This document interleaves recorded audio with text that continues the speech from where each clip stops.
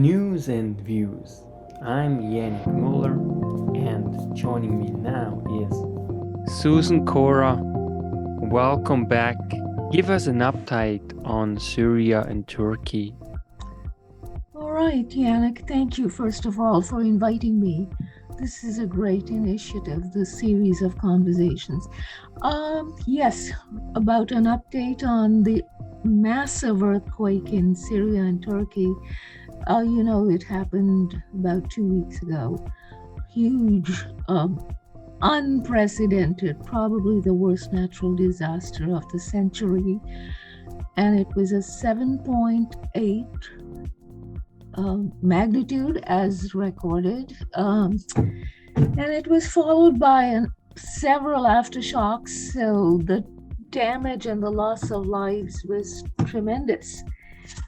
If I remember right, 44,000 people lost their lives in Turkey, just the southeastern part of Turkey, where the epicenter of the earthquake, Gaziantep, the city. And 6,000 were killed in Syria, and whole cities like Antakya and Aleppo, Antakya in Turkey and Aleppo in Syria, were virtually wiped out. Do we have any more information as to why the buildings collapsed? Well, there's been a lot of speculation about the Turkey situation. And the best I could find out was that there was a lot of structural damage which could be traced to corruption. Basically, the builders didn't stick to building codes, and the buildings were not structurally sound. But I think the Turkish government doesn't want that to be broadcast or openly discussed for reasons of their own. So I suppose it can be traced to corruption. About Syria, there's been a civil war that's been going on for 12 years, and much of Syria's infrastructure was damaged, totally lost, destroyed by the war.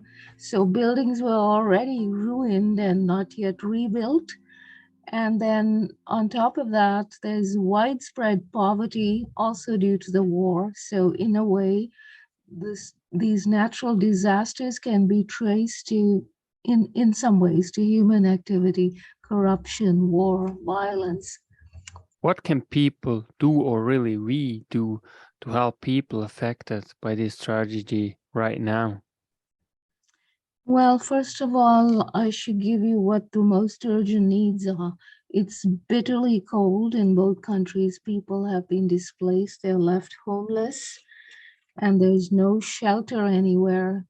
And they can only shelter if there's some buildings left, for example, church buildings, though many of those have been damaged as well. So there's need for temporary shelters like tents, thermal blankets, extremely important, medical supplies, food, because people are starving. They're left with absolutely nothing, and humanitarian aid organizations in Syria are having a very hard time getting these things to the ground, helping people on site, because there have been some draconian, rigid international sanctions on Syria. Both by the United States and Canada too, though both countries say that there are exceptions made for humanitarian aid, but it's just not working that way. What can people do to help people affected by this tragedy in Syria and Turkey? Well, the way to go again is find an NGO you can trust or a humanitarian organization. The government of Canada has promised to match funds, donations given to the Canadian and International Red Cross. So you can donate, you can help support people who are affected indirectly.